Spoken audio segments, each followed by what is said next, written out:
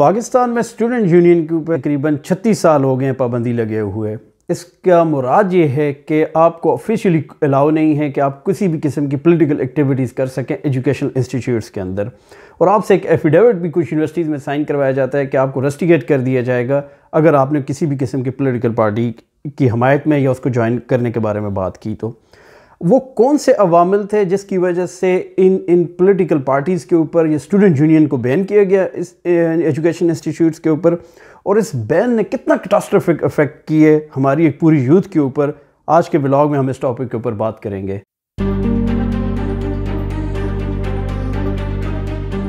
اپنے پچھلے ایک ولاگ میں ہم نے اس بات کے اوپر بات کی ہے کہ ضیاء کے دور کے اوپر جو اقدامات اٹھائے گئے ہیں تو اس کا کتنا ایک ڈیپ روٹڈ ہماری سوسائٹی کے اوپر اثر ہوا ہے۔ جن ساتھیوں نے وہ ولاگ نہیں دیکھا تو ڈسکرپشن کے اندر لنک ہے اس کے بارے میں، تھوڑا آپ اس کو سنیں گے تو آپ کو ایک بیٹر انڈرسٹینڈنگ ہو جائے گی۔ ضیاء کے دور میں ایک جو ورسٹ چیز ایک اور ہوئی ہے وہ کیا ہے ڈیموکریسی کی ایک جو کہتے ہیں نا کہ یار اس کی روٹس کے اوپر حملہ، اور وہ تھا اسٹوڈنٹ یونین کے اوپر بین۔ 9 فیب کو اسٹوڈنٹ یونین کے اوپر جب بین لگا، اس کے ضیاء نے جب بین کیا اپنے دور کے اوپر تو اس کے دو اس کے مقاصد تھے، ایک شارٹ ٹرم تھا اور ایک لانگ ٹرم تھا۔ شارٹ ٹرم ضیاء کو مقاصد یہ تھا کہ اسٹوڈنٹ باڈیز اس وقت بڑی اسٹرانگ قسم کی ہوتی تھی اور ان کے ایک بڑی اسٹرانگ لیڈرشپ ہوتی تھی اور ایک ان کی پولیٹیکل سے بھی تھی۔ اب اس چیز کو کاؤنٹر کرنے کے لیے اسپیشلی جب ایک اس ڈکٹیٹر کے خلاف ایک کس طرح کی تھی ناپسندگی کا اظہار بھی تھا اسٹوڈنٹ یونین کے اندر، اور یہ سمجھا بھی جا رہا تھا کہ یہ اتنی اسٹرانگ باڈیز ہیں کہ یہ پوری گورنمنٹ کو بھی ٹاپل کر سکتی ہیں، تو ایک امیجیٹ بین تو اس وجہ سے تھا کہ ان کو نا بالکل کھڑے ہی نہ ہونے دیا جائے اپنے پاؤں کے اوپر اور ایک بالکل پابندی لگا دی جائے، بین کر دیا جائے۔ دوسرا افیکٹ جو تھا وہ لانگ ٹرم تھا۔ جو لانگ ٹرم ضیاء کے دور کی ایک اپروچ میں تھا وہ ایک بڑا اینٹی ڈیموکریٹ قسم کا بندہ تھا۔ اب جب ضیاء نے یہ دیکھا کہ اگر اس نے اس سسٹم کی جڑیں کاٹنی ہیں تو اسے یہ دیکھنا پڑے گا کہ آخر اس کو درخت کاٹنے سے کچھ بھی نہیں ہے، اس کو اس کی جڑوں کے اوپر حملہ کرنا پڑے گا۔ ہوتا اس ٹائم تک یہ تھا کہ جو اسٹوڈنٹ یونین تھی وہ ایک آپ کو پلیٹ فارم دیتی تھی، ایک جو بالکل آپ کا لوئسٹ کامن ڈینومینیٹر بھی ہے، تو وہ یونیورسٹیز کے اندر جب ایک لیڈرشپ کے رول پر آتا تھا تو ان کو ایک لیڈرشپ کرنا بھی آ جاتی تھی اور لوگوں کو ایک اپنا لیڈر چوز کرنا بھی آ جاتا تھا، تو it goes hand in hand. اور اس کے بعد وہی لوگ جب آپ کی باہر پریکٹیکل پالیٹکس میں آتے تھے تو وہ ایک آئیڈیالوجی کے ساتھ آتے تھے، ان کو خریدنا، ان کو بیچنا، وہ بالکل ایک وہ والا کام ہو ہی نہیں سکتا تھا۔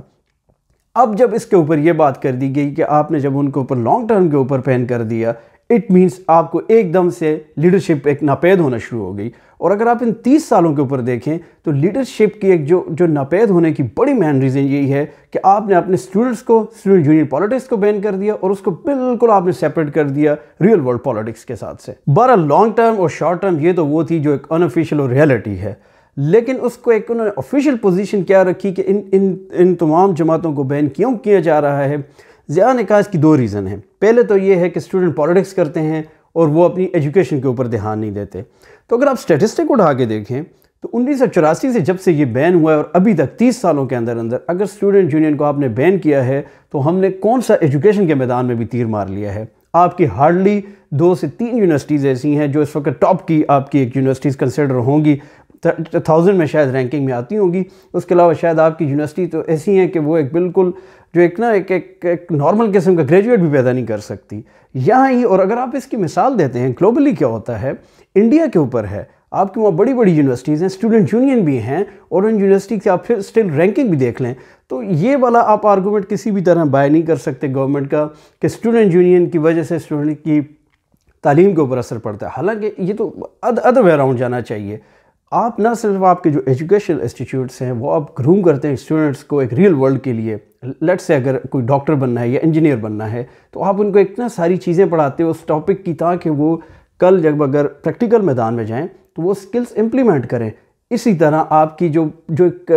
پالیٹکس ہے یا جو سوشل آپ کی ایک سوسائٹی کو سمجھنے کا ایک سینس ہے وہ بھی ایجوکیشن انسٹیٹیوٹ کی ذمہ داری ہے کہ آیا یہ صرف ایک ریڑو کٹے نہ بنے کہ اگر صرف اور صرف ان کا کام آگے جا کے صرف اسے نوکری کرنا ہے۔ ان کا مقصد یہ بھی ہے کہ آپ نے ایک سوسائٹی کے اندر رہنا کیسے ہے۔ اگر آپ نے اپنا ایک لیڈر چوز کرنا ہے تو اس کے کون سے ٹریٹ ہوں گے، اس کو آپ لیڈر چوز کریں گے۔ اگر آپ میں لیڈرشپ کوالٹیز ہیں تو کون سی آپ کی ذمہ داریاں بھی ہیں جو آپ نے فلفل کرنی ہیں۔ اور جب آپ ریڈی ہوں گے یونیورسٹیز کے اندر ایک اس پرسپیکٹر سے بھی کل زیادہ بہتر شہری ہو سکیں گے جب آپ ریئل ورلڈ کے اندر جائیں گے۔ یہ ریزن ضیاء نے یہ پیش کی کہ یونیورسٹیز کے اندر ویپنائزیشن ہو رہی ہے، اسٹوڈنٹ یونین کے پاس اسلحہ آ رہا ہے اور یہ ایک بڑا کیٹاسٹرافک ہماری یوتھ کے اوپر اثر کر رہے ہیں، حالانکہ یہ بالکل لف بات ہے۔ مین چیز یہ ہوئی ہے افغان بار کے بعد فرسٹ ٹائم آپ کو یہ لگا کہ آپ کے کو رائٹ ونگ کی آپ کو جماعتیں چاہیے جو آپ بالکل سیپ تھرو کر سکیں ایجوکیشن انسٹیٹیوٹس کے اندر بھی، کیونکہ جتنی بھی جماعتیں تھیں وہ اس سے پہلے آئیڈیالوجیکل جماعتیں تھیں، ان کی ایک اپنی ایک آئیڈیالوجی تھی، ایون لیفٹ کی ہوں، سینٹر لیفٹ کی ہوں، رائٹ کی ہوں۔ فرسٹ ٹائم آپ کو ایک رائٹ ونگ پارٹیز چاہیے تھی، اور like for example Jamaat Islami جیسی جماعتیں، آپ نے ضیاء نے ایک پورے سسٹمیٹک طریقے سے باقی جماعتوں کے اوپر پابندی لگا کر اس طرح کی جماعتوں کو پھلنے پھولنے کا موقع بھی دیا، اور یہی وہ جماعتیں تھیں جو ویپنائزیشن بھی لائی ہیں اسٹوڈنٹ یونینز کے اندر۔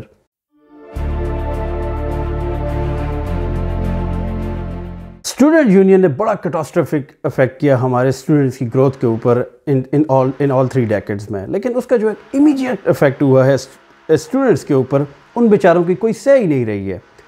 کسی بھی ایک میٹر کے اوپر ان کی ایک اپنی نہ رائے یونیورسٹی سنتی ہے نہ اس کا احترام کرتی ہے۔ بیچارے اسٹوڈنٹس کی تو اتنی سہ بھی نہیں ہے کہ وہ میتھس کا کوئی مینو اپنی مرضی کا رکھ سکیں۔ اس کی مثال میں آپ کو اس طرح سے دے سکتا ہوں کہ یہ جو اسٹوڈنٹ یونین یا یہ اسٹرانگ اسٹوڈنٹ باڈیز یہ تھی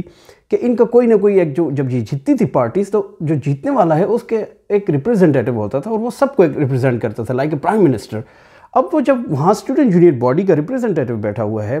تو آپ جو بھی ایک پالیسی بنائیں گے اسٹوڈنٹس کے لیے وہ پالیسی اس ایک ریپرزنٹیٹو کے تھرو ہو کے جائے گی، اور اگر کسی چیز کے اوپر وہ ایگری نہیں کرتے تو وہ اپنا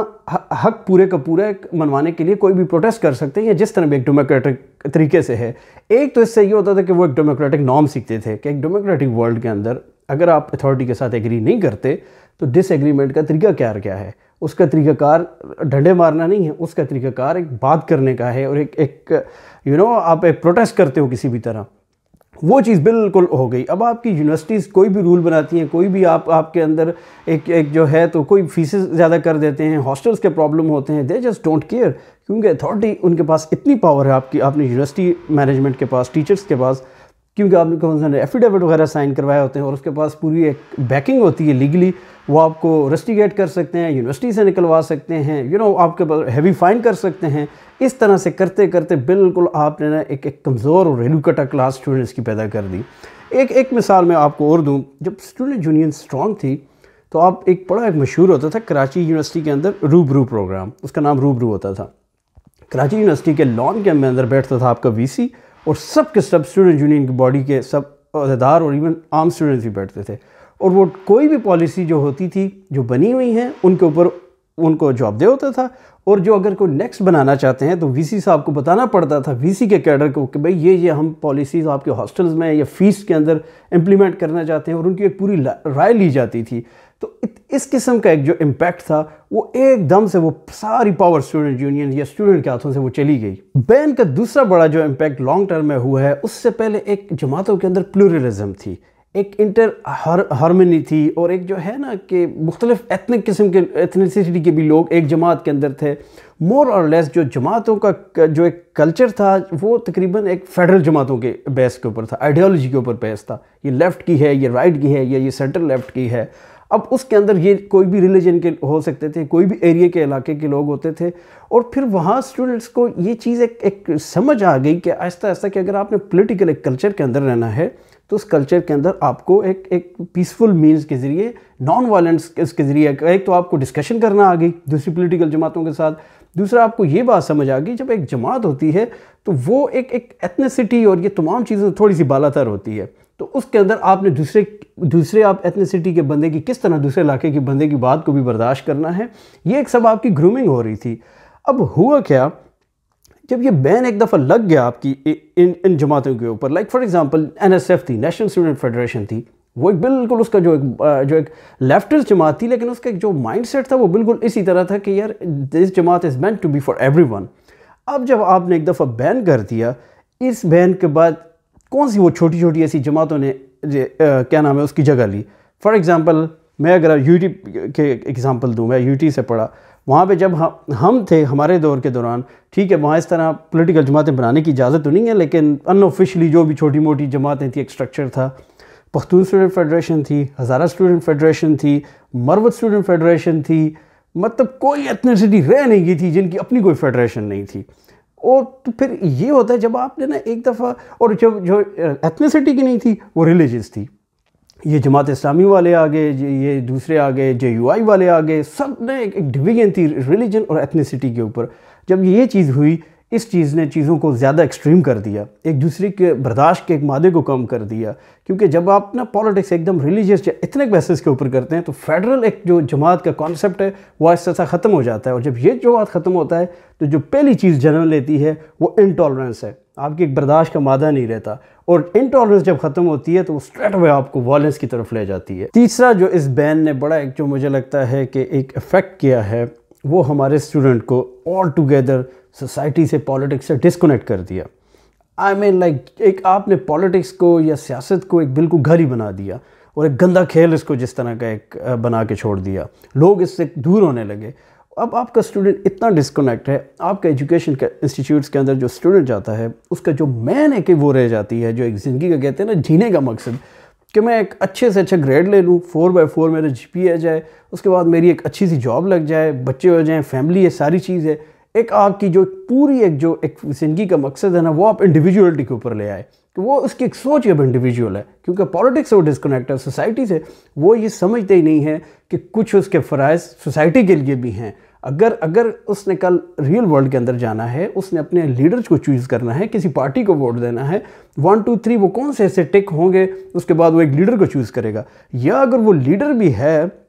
اس کے اندر ٹریٹس بھی ہیں، تو اس کو کس طرح سے ایک پالیٹکس کے اندر آ کے ایک سوسائٹی کے اندر اپنے آپ کو منوانا بھی ہے، اور ایک اگر اس کے اندر یہ ٹریٹس ہیں تو کسی نہ کسی طرح اس کو کنٹریبیوٹ بھی کرنا ہے. لیکن وہ ٹوٹل ایک نا ڈسکنیکشن ہے. اور آپ یہ دیکھ بھی لیں 30 سال کے بعد یا 2 سے 3 ڈیکیڈ کے بعد اب حالات یہ ہو گئے ہیں کہ آپ کا ایک لوئسٹ کامن ڈینومینیٹر اور آپ کی جو رولنگ ایلیٹ ہے اس میں زمین آسمان کا فرق ہو گیا ہے، اور کلیئر کٹ ڈفرنس ہے. نیچے والا کوئی بھی بندہ اوپر تک پالیٹکس میں نہیں آ سکتا، اور پالیٹکس کے جو ایک خاص ایک سرکل ہے، وہ جو 30-35 فیملیز ہیں، ڈیموکریسی انہی کے اندر گھومتی جا رہی ہے. اور یہ وہ ڈسکنیکٹ ہے. جب تک یہ بیلنس نہیں ہوگا، نہ سویلین سپریمیسی کی بات ہو سکتی ہے، نہ پولیٹیشنز کو کبھی کوئی بھی سیریس لے گا پاکستان کے اندر.